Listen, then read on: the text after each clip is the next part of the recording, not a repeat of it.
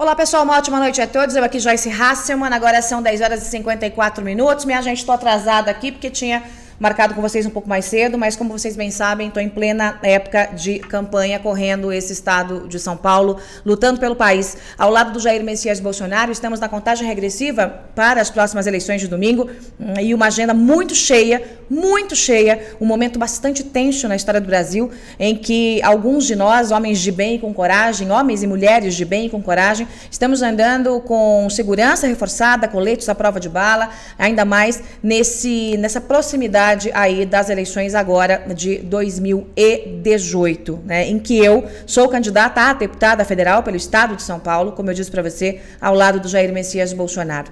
Minha gente, o assunto que me traz aqui até vocês é um assunto grave, bastante grave, um assunto muito importante e que diz respeito à segurança das urnas, que diz respeito à possibilidade de fraude nas urnas agora em 2018. Muita gente fala e muito se falou na eleição passada na possibilidade das eleições terem sido fraudadas. As eleições fraudadas aqui no Brasil. A urna eletrônica, aquele aparelhinho que não é possível de ser auditado, depois que é auditado, não é possível de ser auditado. A urna eletrônica já esteve no meio do processo das dúvidas muitas, mas muitas vezes. A fraude no processo eleitoral, seja nas urnas ou seja dentro do processo de transmissão dos dados, é algo que é discutido há muito tempo, por muitos especialistas. Muitos dizem que provam e comprovam que a fraude é possível. O próprio cientista que inventou o aparelho precursor da urna eletrônica já me disse que é possível. Mas muitos são os cientistas da vez, aliados muitas vezes ao TSE e a partidos, que dizem não, a lisura das eleições está garantida, não há possibilidade de fraude. Não mesmo. Para colocar um ponto final nessas dúvidas, eu iniciei uma busca nesse processo. Não uma busca para ouvir mais cientistas. Não uma busca para ouvir gente que de um lado diz que pode e do outro diz que não pode. Mas uma busca para chegar àqueles que podem fraudar e que já fraudaram as eleições no Brasil. Tanto eleições estaduais quanto a eleição nacional. Eu cheguei ao nome, sobrenome, endereço, família, história, histórico do hacker que fraudou pelo menos 3 eleições no Brasil, incluindo uma eleição nacional. Eu vou repetir. Eu cheguei ao hacker, ao 01. Aliás, ele já foi considerado o hacker número 1 do mundo. Ao hacker que fraudou, segundo ele mesmo, o processo eleitoral no Brasil. E ele dá nomes e sobrenomes num relato que você vai ouvir daqui a pouco. De quem estaria por trás de tudo isso, de quem bancou a conta, claro que com o nosso dinheiro. Eu vou te dar alguns dados antes de colocar essa gravação no ar, que você vai ouvir, e você vai entender como é que funciona o processo. Antes de mais nada, eu já aviso aos desavisados que tais informações não estão só em minhas mãos. Claro, eu não sou idiota e nem vou me transformar em arquivo vivo. Tais informações, assim como aquelas que eu já havia passado para vocês, das negociatas dos 600 milhões, estão em mãos de outras pessoas mais capazes, mais protegidas do que eu no processo de investigação. Então, um aviso aos desavisados. Não adianta ameaçar, não adianta vir para cima, não adianta querer me transformar em arquivo, porque mais gente sabe. E aqui eu lanço um desafio às autoridades. Querem o nome completo? O sobrenome? Querem trazer para o país? Porque nesse momento ele não está no país. Querem trazer para o país? Querem investigar? Ou querem que eu investigue? Assim que eleita deputada federal pelo estado de São Paulo. Uma CPI de verdade. Para botar gente de verdade na cadeia, gente grande, peixe grande de verdade. Quem é o hacker que cometeu fraudes, tanto nas urnas quanto no processo de transmissão dos dados no servidor do TSE, segundo a fonte que você vai ouvir daqui a pouco? O hacker considerado o número 1 do mundo, é um brasileiro que fez uma grande fortuna cometendo crimes contra o sistema financeiro, invadindo bancos e depois acabou migrando para esse negócio que é tão ou mais vantajoso que a invasão de milhões de contas bancárias, que foi o que ele já fez. Ele já foi preso, tem passagem pela polícia mais de uma vez. A prisão que levou esse hacker para a cadeia foi porque ele causou um desfalque milionário. Coloca milhão em cima de milhão. Dinheiro tirado de contas bancárias sem que ninguém percebesse. Um pouquinho de cada uma, até cometer um desfalque milionário. Coloque aí vários prêmios de loteria, de Mega Sena acumulados. Este homem, com estreitas ligações com governos antigos do Rio de Janeiro e do Rio Grande do Sul, com estreitas ligações com Dilma, Lula e com integrantes do STF, segundo a fonte que você vai ouvir, tinha portas abertas e muito, mas muito poder. O negócio desse homem, que eu repito, tem o nome e sobrenome, paradeiro da família, onde se hospedou nas últimas vezes, por onde passou, com quem conversou e quanto tinha dentro de uma mala de academia da marca Nike em dólares. Essas informações todas estão em minhas mãos. Esse homem que saiu lá da classe média e virou um grandíssimo de um milionário, que foi sequestrado muitas vezes, por bandidos travestidos de policiais, não pelos policiais de verdade, policiais corruptos, alguns descobrindo parte dos esquemas, sequestravam e ele se liberava pagando o resgate. Virou um alvo como a galinha dos ovos de ouro do crime. Esse homem tem 2 coberturas na Zona Oeste, aqui de São Paulo. Esse homem tem algumas empresas para lavar o dinheiro, para esquentar o dinheiro. E tradicionalmente, quando anda pelo Brasil, anda com uma mala de academia cheia de dólares. Os negócios fechados, segundo a fonte que você vai ouvir, os negócios fechados envolvendo fraude de urnas e fraude nos sistemas, são feitos em Portugal, não no Brasil. As negociatas todas, não só essas, tá? Não só essas, envolvendo a fraude no sistema de eleições, como outras negociatas envolvendo portos e outras tantas negociatas envolvendo o antigo governo federal, acontecem e, segundo ele, figuras do altíssimo escalão, do mais alto escalão do poder judiciário desse país, acontecem em Portugal. É um brasileiro que se esconde lá para fazer as negociatas. O número 1 do mundo. O homem que anda por hotéis de luxo em São Paulo e que tem um time de hackers. Não é só ele. Alguns integrantes deste bando, deste hacker 01 do mundo, alguns integrantes já não estão aqui para contar a história. Entre eles um jovem que foi executado no Rio de Janeiro, porque abriu a boca. Ele participou de um outro processo de fraude. Não o processo que eu vou detalhar para você agora. Ele participou de uma coisa chamada leilão de urnas, em que nos governos do Rio de Janeiro, quem pagava mais levava a eleição. No leilão de urnas. O hacker que abriu a boca não está mais aqui para contar a história. Um jovem foi morto, executado, arquivo queimado, absolutamente queimado. Este hacker é um homem que fez muitos negócios com os governos Dilma e Lula. E que, no ano passado, encontrou com esta fonte que você vai ouvir aqui, também um hacker, também um homem que entende de tecnologia, também um homem que já fez negócios com o hacker número 1 do mundo, o fraudador de eleições. E nesse encontro, ele detalhou como eram as conversas com o alto escalão do poder político, com um ministro do Supremo, que também passou pelo TSE. Essas conversas fora do Brasil, repito, como eram essas conversas? Como eram as negociações? E disse que estava bastante tenso, porque estava cansado de fazer tais fraudes. Mas que a encomenda já estava feita, agora para 2018. Você vai ouvir alguns detalhes da conversa. O nome da fonte, obviamente, será protegido. Por quê? Porque ele, a partir do nome, a partir do momento em que é revelado o nome, vira alvo. Vira alvo.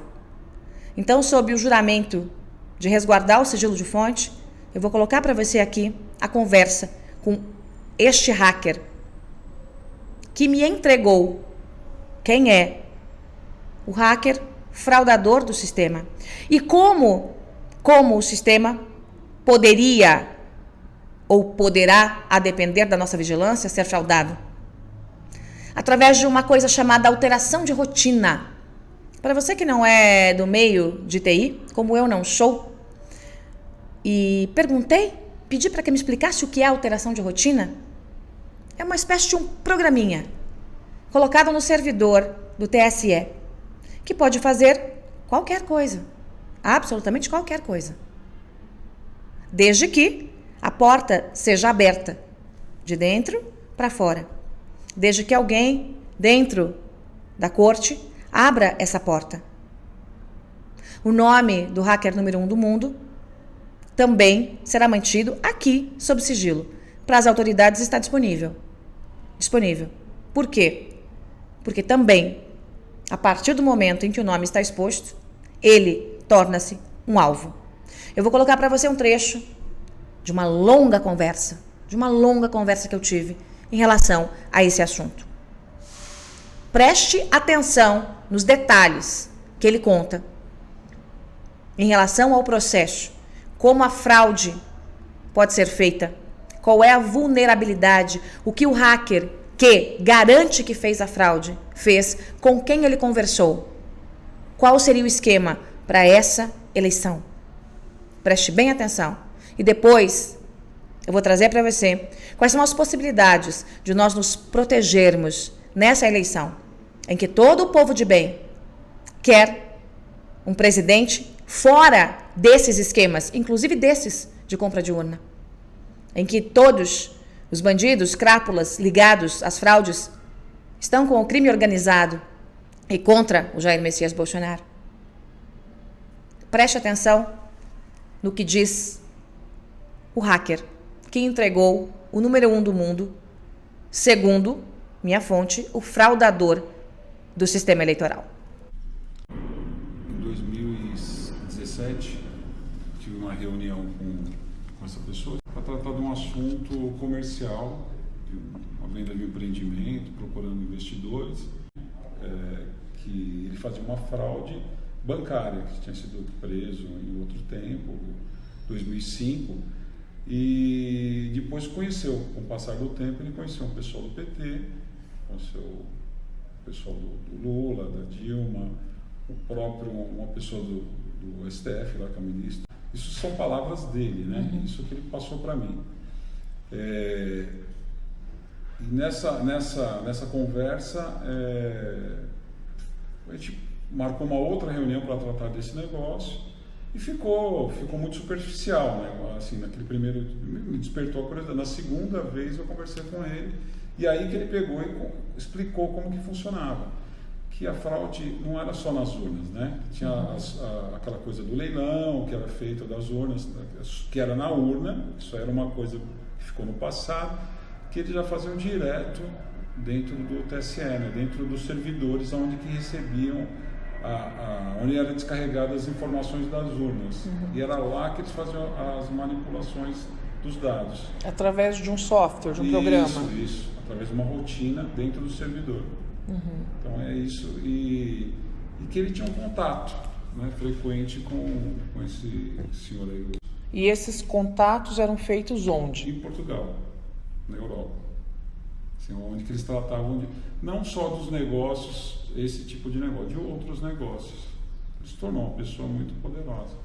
Inclusive, nessa reunião, né, ele estava com uma mala de dinheiro, fazendo o câmbio, não sei o que ele fazia, mas ele tinha muito dinheiro ali. Dólar? Uns $500 mil, mais ou menos. Andando com a mala Isso, dentro no Brasil, dentro de um hotel, isso, tranquilamente. fazendo a troca de dinheiro. Fazendo mudança de posição. O que é a mudança de posição? Mudança de posição é quando a pessoa tem real e ela quer mandar dólar para fora, né? Ou o contrário, né? Tem dólar que quer inverter, né? Então, assim, o pessoal tem conta fora, China. Esse é um mercado que é comum aí entre doleiros, né? Então ele estava agindo como um doleiro, talvez naquele momento, e era uma coisa que ele fazia naturalmente. Você também é hacker. É possível fazer o que ele disse? Tecnicamente, você que conhece o sistema, é possível colocar um programa, um software dentro desse servidor do TSE e fazer a mudança de dados? Se você tiver acesso, alguém lá dentro, quem possa, né? Se não tiver uma auditoria, não tiver alguém que acompanhe, que seja de confiança, você não vai conseguir ler o que está numa rotina. Você não consegue. Então, é possível, sim. E essa rotina, esse programa pode fazer qualquer coisa. Quer dizer, tirar voto de A e colocar em B, tirar de C e colocar em D, dividir a cada 10 votos por o candidato João das Couves, 5 vai para o outro candidato. Pode. É difícil fazer isso? Olha, se você tiver o acesso, não é difícil não, é muito simples, é fácil. Então depende de alguém dentro do TSE. Alguém lá de dentro tem que saber. Tem que saber, alguém tem que permitir. Tem que abrir a porta. Isso, sempre é assim, senão não funciona. E esse cidadão que hoje está em Portugal, ele havia comentado das fraudes anteriores? Eles fizeram, acho que umas 2 ou 3 eleições que ele participou diretamente. Depois da prisão, né? Ele ficou preso um tempo, né? Mas não por fraude eleitoral, por outros crimes, né? Que seriam desvio de contas bancárias. Isso. Fraudes em bancos federais. E ele deu alguma pista de que estava conversando para essa eleição, da última vez que você falou com ele, para essa eleição agora de 2018? A pista que ele deu seria que ele ia conversar com o ministro, né? Sendo que anteriormente essa pessoa tinha muito acesso, dava muito poder para ele, né? Ele tinha muito acesso ao governo do Rio Grande do Sul. Inclusive, eu nem sei qual partido, né? Hoje nem tive a curiosidade de saber qual partido. Mas ele tem um poder muito grande dentro do Rio Grande do Sul. Não só no governo, como nas prefeituras. É um cara extremamente poderoso e eu acredito que perigoso, né? Porque não é uma coisa assim para qualquer um, né? Além dessas informações, até se vazar uma informação dessa, a vida dessa pessoa começa a estar em risco, de quem estiver próximo, né? Eles são muito organizados, são organizados demais. Agora, ele mora em Portugal, mas tem negócios no Brasil. Ele mora no Brasil, mas sempre está em Portugal. Os negócios, a maioria dos negócios, transações, isso são tudo que eu estou te passando são informações que ele passou, que ele conversou.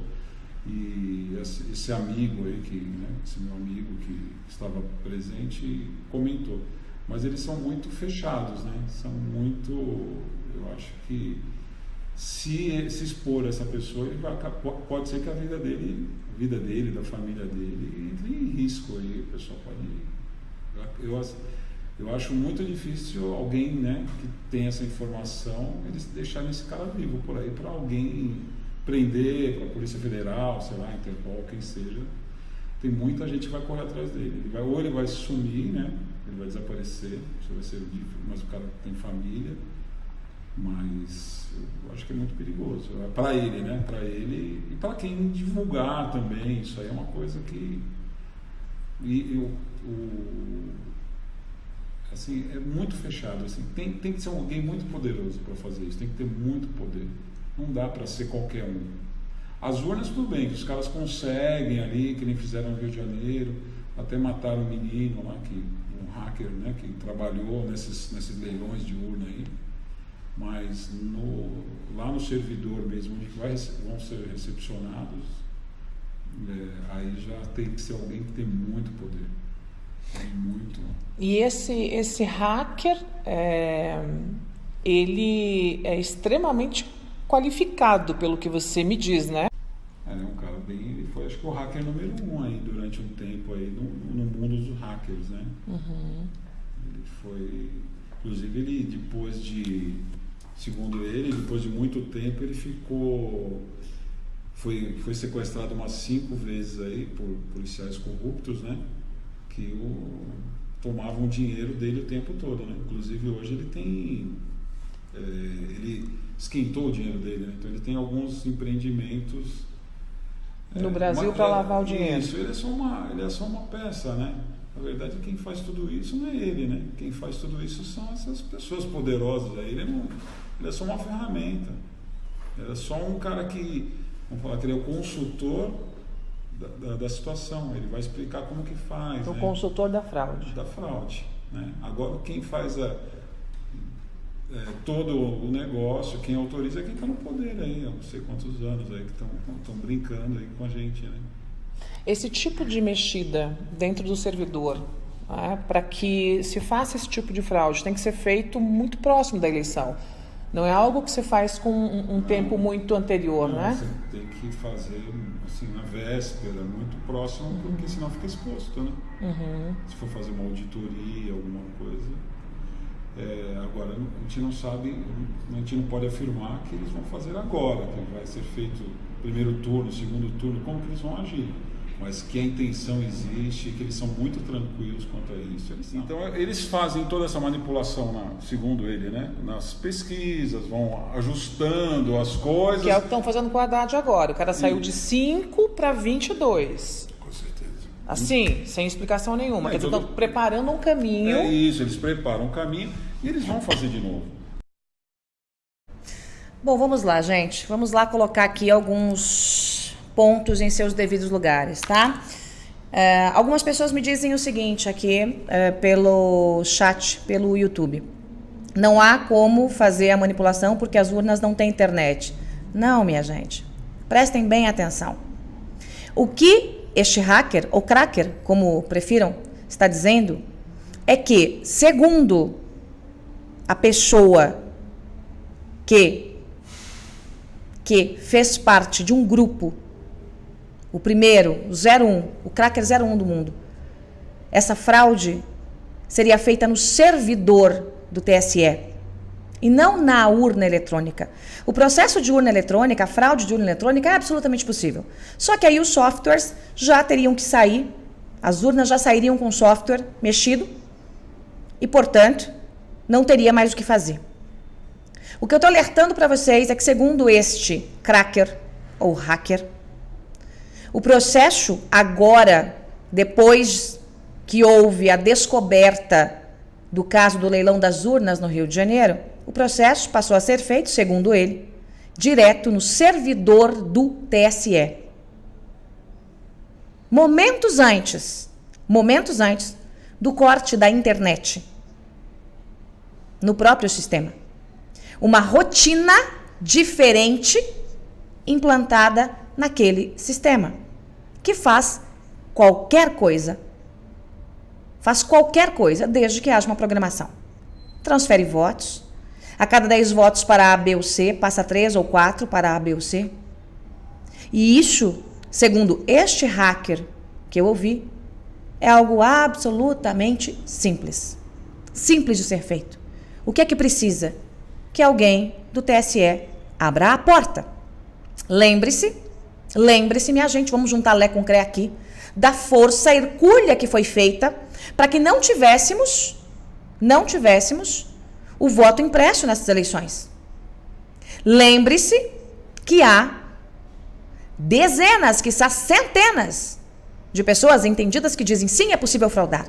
E lembre-se que nós estamos à beira da eleição mais importante da história do país. Então, se há risco de fraude, por menor que ela seja, Se há um ano esse cracker disse que estava conversando para fraudar as eleições e que estava chateado porque era muito trabalho para pouco dinheiro, era muito trabalho para poucos milhões. Se há qualquer risco, todos nós temos que ficar em alerta máximo. Por quê? Por quê? Porque todos nós sabemos que esse sistema todo, os partidões que integram esse sistema sujo, todos eles só têm um desejo: que Jair Messias Bolsonaro não vença a eleição. No segundo turno, quem dirá no primeiro? Então, se há a possibilidade de fraude, e segundo este hacker, que conhece, ouviu, fez negócios com o tal cracker, se há essa possibilidade, todos nós temos que ficar absolutamente alertas. Eu, Joyce Hasselmann, sou partidária de que o Exército acompanhe esse processo. Que a rotina seja impressa, entregue nas mãos de profissionais de TI do Exército. Que haja uma verificação para saber se não há um vírus escondido no sistema horas antes da apuração começar. Um vírus que pode mudar o resultado da eleição. Ou uma rotina que não seja a rotina de cada voto indo para o seu candidato, mas uma rotina para a distorção de resultados. E aí sim, o corte absoluto da internet. E a manutenção do Exército dentro do TSE até a finalização da apuração. Este é um desejo meu. Bem, é verdade que para isso há de se haver uma provocação do próprio TSE. Agora, da mesma forma que os ratos saíram do bueiro quando eu denunciei o esquema que estava acontecendo com a mídia, com dinheiro que estava sendo desviado de madrugada em Brasília, também agora os ratos vão sair do bueiro. O que cabe a nós, além de ficarmos alertas, 100% alertas, é nos garantirmos do outro lado. Como? Eu preciso que cada um de vocês, em todos os cantos desse país, sejam fiscais. Não é a garantia de uma recontagem de votos, se necessário for, mas é alguma garantia. Ainda que não haja 100% de garantia, é alguma garantia, é alguma amostragem. Eu preciso que você seja um fiscal, formal ou informal. E para isso, nós criamos um hot site chamado fiscaisdojair.com.br. fiscaisdojair.com.br. É importante que você entre, é importante que você se cadastre, é importante que você diga qual é a sua seção eleitoral, a sua zona eleitoral. É importante para que nós saibamos qual é o tamanho da abrangência de cobertura dos nossos fiscais Brasil afora. E você pode também ser um fiscal, né? Além de voluntário, né? Um fiscal oficial. E você também vai ver nesse site como fazer para ser um fiscal oficial. Qual é a função do fiscal? Nós precisamos que todos vocês usem o seu telefone celular. Cheguem às 4h30 da tarde lá na sua sessão de votação. E logo que houver a finalização da votação, que você entre com o seu celular e fotografe o QR Code. Entre com o seu celular no QR Code, aquele códigozinho que vai aparecer, para que faça a leitura daquele boletim de urna. Se você for um fiscal nosso, não voluntário, mas aí um fiscal oficial, você pode inclusive, gente do partido, ter uma cópia do papel, do que foi impresso na urna. Porque nós teremos que comparar o QR Code com o que foi impresso na urna, com os dados que serão publicados 72 horas depois dos BUs, que são os boletins de urna, com o resultado do que vai sair do TSE. Para sabermos se houve ou não qualquer tipo de rotina alterada dentro do servidor do Tribunal Superior Eleitoral. Não venham me dizer, vocês, esquerdistas, que há uma teoria da conspiração. Porque essa história, essa dúvida, é antiga. Quanta gente já investigou? Lembra-se, na eleição passada? Quantos já disseram, sim, é possível fraudar? Quantos crackers já mostraram que conseguem fraudar? Mas ninguém conseguia chegar àquele grupo que mexeu, segundo a informação do próprio grupo, que mexeu dentro do sistema no TSE.